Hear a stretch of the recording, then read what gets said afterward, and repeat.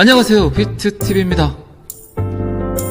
비트코인은 5760, XRP는 850 월요일입니다. 한 주 또 원화채굴을 하셔야 되겠죠. 자, 여기서부터는 구독자분들에게만 노출이 되는 영상입니다. 구독, 좋아요 좀 눌러주시고요. 날씨가 엄청 춥죠. 그리고 매우 가까워진 것 같은데 갈 듯 하면서 아직 가지 않고 있습니다. 그리고 SEC 블랙록 현물 ETF 어쩔 건지는 1월 10일 정도 예측을 하고 있죠. 그런데 SEC가 블랙록을 거부하기란 굉장히 힘들 겁니다. 그리고 내년 미국 대선이 있기도 하고 바이든의 지금 지지율이 트럼프보다 더 낮다는 예측이 나왔거든요. 그래서 어떻게든 긍정적인 시그널이 나올 걸로 예측을 합니다. 그리고 제롬 파월의 금리 정책 또한 너무 공중파나 유튜브 채널을 통해서 긍정적인 시그널로 받아들이고 있는데, 제 생각은 그래요. 사람들이 듣고 싶은 말만 듣는구나 라는 생각이 들더라고요. 아직까지는 제롬 파월은 긍정적인 이야기를 한 적이 없는데 약간의 뉘앙스를 가지고 금리를 인하할 거다, 이런 예측들을 하는 것 같습니다. 그런데 여러분들도 예측할 수 있는 게 그런 것들이죠. 지금까지 계속 말들이 많았던 게 금융 경제만 계속 성장을 했잖아요. 실물 경제는 계속 바닥일 때 돈을 만들어내는 금융 경제, 이것 때문에 결국 금리를 인상시켰고 인플레이션이 발생을 했는데, 이게 여러분들 보기에는 정리가 된 것처럼 보이십니까? 장사가 잘 되십니까? 경기가 좋습니까? 얼마 전 제롬 파월의 FOMC 연설을 잘 듣다 보면 전혀 제롬 파월은 금리 인하를 하겠다는 구체적인 시그널을 내보이진 않았어요. 그런데 어쨌든 시장의 상황은 금리를 인하할 걸로 예측들을 하는데 2022년에도 똑같이 그런 시그널을 보냈어요. 1%대 이하로 떨칠 거다라는 시그널이 있었지만 2023년 어떻게 됐습니까? 그들의 생각은 항상 변합니다. 그거를 직시하셔야 돼요. 그리고 금리를 인하한다 그래서 부동산 가격이 상승할 거란 착각을 하지 않아야 되는데, 또 수많은 개미들이 헷갈려 하고 있죠.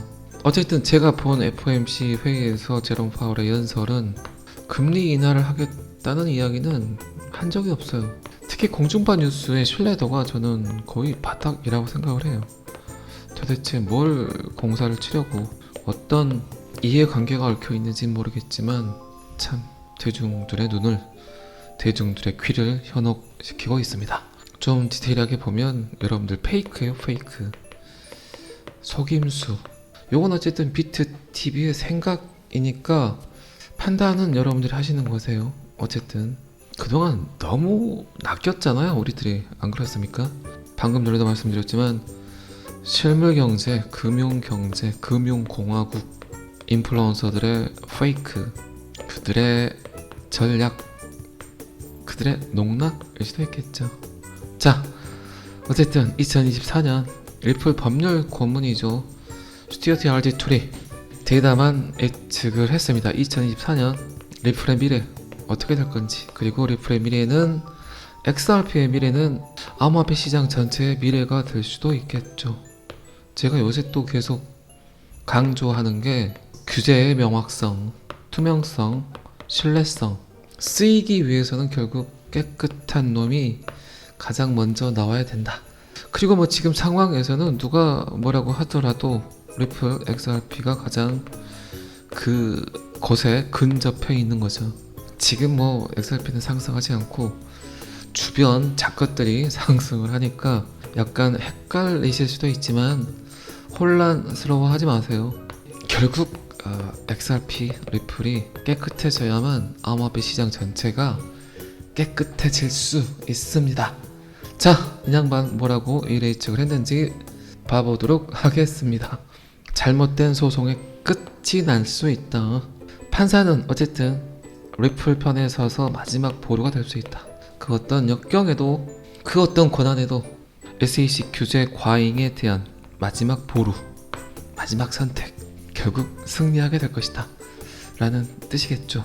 그리고 암호화폐 규제에 대한 미 의회의 정책, 미 의회가 암호화폐 규제의 필요성에 대해서는 원칙적으로는 동의할 수 있지만 합의가 부족할 것으로 예측을 한다.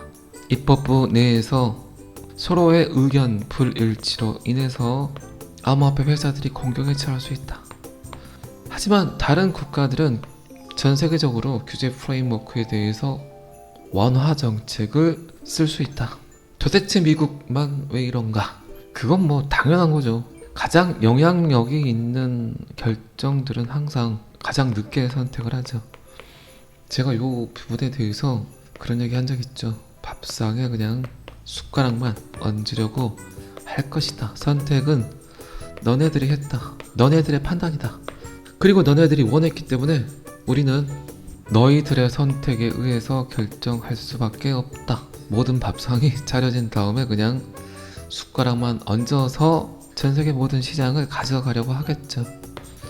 이게 항상 미국의 선택이었죠. 늘 그래왔듯. 그리고 가장 좋은 땅들을 인풋하겠죠.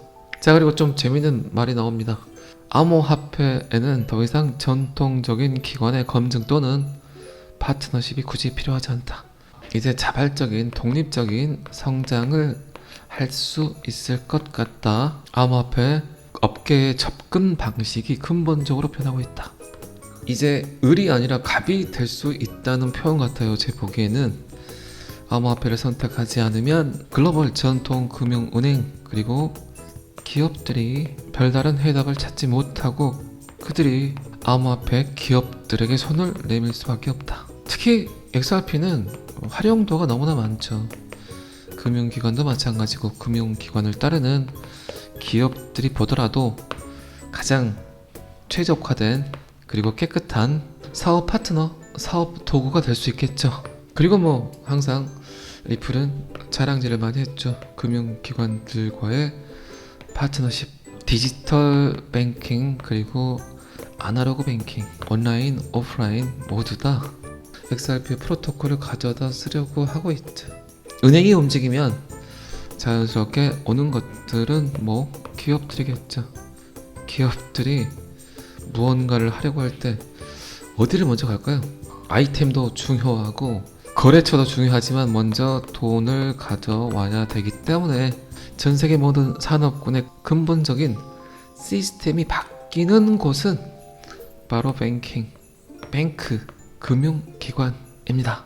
자, 리플의 법률 고문 스튜어트 알지토리 2024년 요렇게 변할 것이다. 한마디로 매우 긍정적이다라고 보면 되겠죠. 자, 이 기사는 여기까지만 보겠습니다. XRP의 미래는 누구도 막을 수 없다. XRP를 매수해야 하는 이유, 참 저와 비슷한 또라이가 또 있는 것 같습니다. 항상 여러분들이 원하는 곳까지 미치려면 미쳐야 되겠죠. 또라이가 돼야 되겠죠. 제가 미친놈 소리를 한 10,000번 정도 들으라 그랬죠. XRP는 $10,000로 디자인되었기 때문에 미친놈 소리를 10,000번 정도 들으셔야 여러분들이 원하는 곳까지 갈 수 있습니다. 정상적인 일을 해서 정상적인 패턴으로 돈을 벌기는 너무 힘들죠. 아무도 하지 않는 일, 아무도 생각하지 못한 일들을 벌려야 되겠죠. 너무나 지금까지 정상적인 일을 해서 돈을 벌었던 도구들은 여러분들이 아닌 다른 사람들이 너무나 쉽게 벌었잖아요. 지금은 약간 또라이가 돼야 되겠죠. 어쨌든 이 양반 저와 비슷한 생각을 하고 있습니다. 그런데 뭐 막무가내로 XRP를 사야 된다는 이야기가 아니라 꽤 기술적 데이터를 가지고 이야기를 하고 있습니다. 분산형 거래소 스테이블 코인, 수많은 기업과 기관이 참여하게 될 것이다. 이 부분에 대해서는 방금 전에도 제가 이야기를 드렸죠. 그리고 XRP 레저의 non-fungible 토큰, 대체 불가 토큰, 그리고 automated market maker, 그리고 사이드 체인, 꽤 여러 가지 형태로 XRP는 2024년 여러 곳에서 쓰일 수밖에 없기 때문에 그 누구도 XRP를 막을 수 없다. 이렇게 쓰일 수밖에 없는 이유 중에 가장 큰 건 결국 암호화폐 전체 시장을 통틀어서 XRP만 유일하게 깨끗해질 수 있기 때문이겠죠. 자, 이 기사도 여기까지만 보겠습니다. 자, 저도 굉장히 비슷한 이야기를 많이 했고 이런 현상들이 곧 벌어질 것 같아요. 제가 최근에 차트를 여러 번 보여드리면서 거의 지금 임박했다, 떡상할 거다, 갈 거다 꽤 여러 번 했죠. 근데 뭐 아직도 그 생각은 변함이 없고 크리스마스 랠리, 엑스마스 랠리가 갈 것 같아서 지금 12월 24일 전체 공개 라이브를 준비하고 있는데 생각을 하고 있는데 그때쯤 저의 예측대로 좀 갔으면 좋겠어요.